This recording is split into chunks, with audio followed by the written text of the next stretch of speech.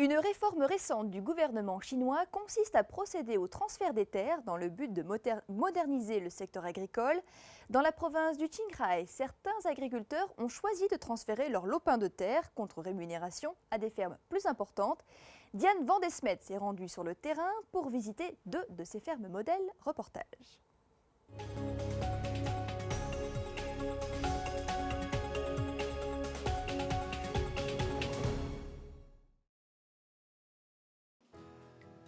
Le Qinghai est une région rurale au climat difficile. Les zones où l'agriculture est possible sont bien souvent divisées en de nombreuses petites parcelles cultivées de façon traditionnelle.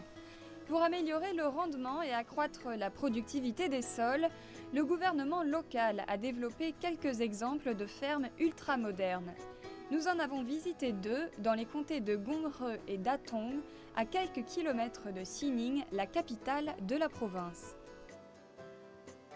Dans cette partie du Qinghai, l'altitude et les conditions climatiques rendent difficile la culture des fruits et légumes de base.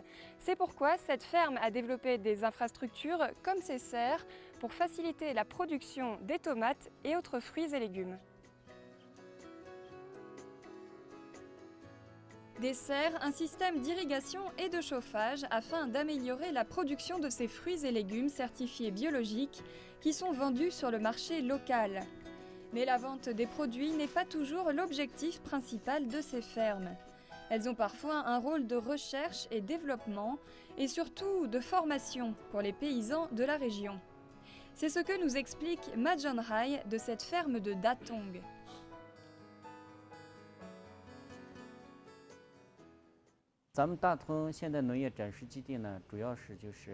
L'objectif d'établir notre base est de présenter et propager les nouvelles techniques et les nouvelles variétés des produits de l'agriculture.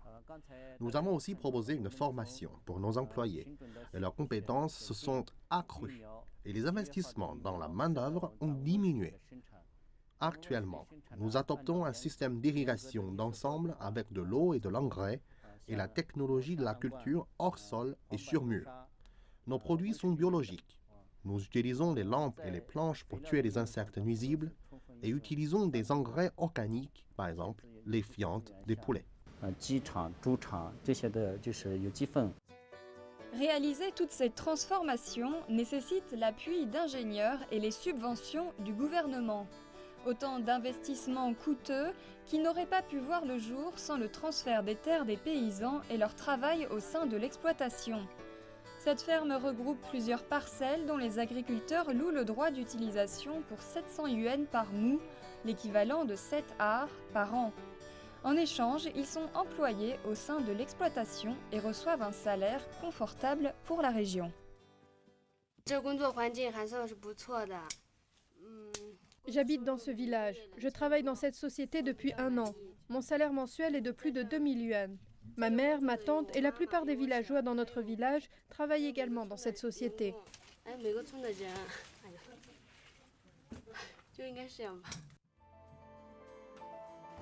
Ces fermes modernes ne sont pas encore très nombreuses dans le Qinghai. Elles sont avant tout un laboratoire, un modèle de ce que le gouvernement souhaite réaliser dans les années à venir dans cette province. Zhang Xue, Diane Vandesmet, CCTV. Sur les hauts plateaux du Qinghai-Tibet, à quelques milliers de mètres d'altitude, l'élevage de moutons et de yaks représente un des principaux secteurs d'activité, un secteur traditionnel qui se modernise grâce à l'aide de la science. Reportage.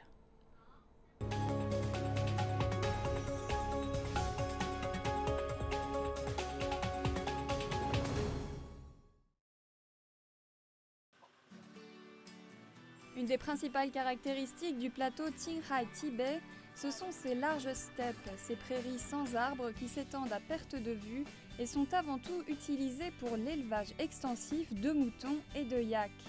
Dans ce décor de carte postale, nous avons rencontré une de ces familles d'éleveurs.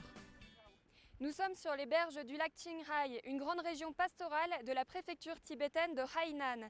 Derrière moi, il y a plus de 1000 moutons. Ils appartiennent à une famille de Tibétains qui les fait paître sur 230 hectares de prairies à flanc de montagne. Et voici le père de famille, chef de cette exploitation familiale. Il y a environ 1000 moutons et 40 yaks. Il y a 6 membres dans ma famille. Parmi eux, 2 personnes travaillent dans le pâturage. Chaque année, nous pouvons gagner 250 à 300 000 yuan. Un revenu qui permet à cette famille de vivre confortablement, surtout dans cette région du Qinghai, où le salaire annuel moyen s'élevait en 2012 à 45 000 yuan. D'ailleurs, le directeur de la propagande de la région du Qinghai n'est pas peu fier du développement du secteur de l'élevage. L'élevage est l'industrie pilier du comté Konghe. Nous avons organisé 43 sociétés coopératives d'élevage biologique, en majorité composées de Tibétains. Actuellement, il y a 1 500 000 de têtes de bétail dans notre comté. Leur taux de survie des animaux dépasse 95%. Améliorer la productivité pour que tous les fermiers du Qinghai augmentent leurs revenus, cela passe aussi par la recherche et le développement. À l'université du Qinghai, un des thèmes de recherche consiste à sélectionner les meilleures races. Ces animaux, par exemple, sont un croisement entre les yaks et les bœufs.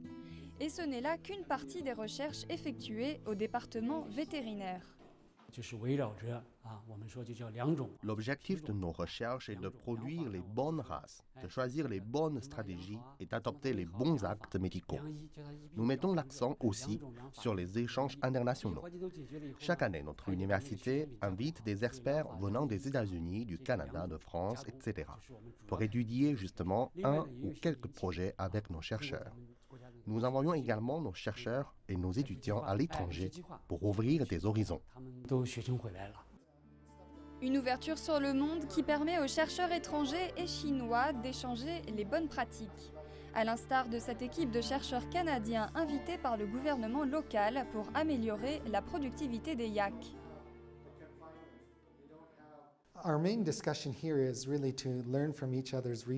Le sujet sur lequel nous travaillons est lié à la gestion des pâturages, en particulier en Chine.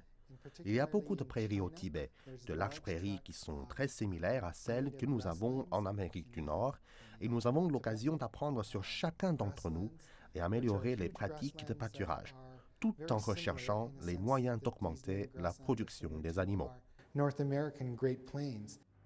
Le Qinghai, qui comptait il y a peu comme l'une des provinces les plus pauvres de Chine, pourrait devenir un exemple pour d'autres régions du pays, voire du monde, dans le secteur de l'élevage biologique.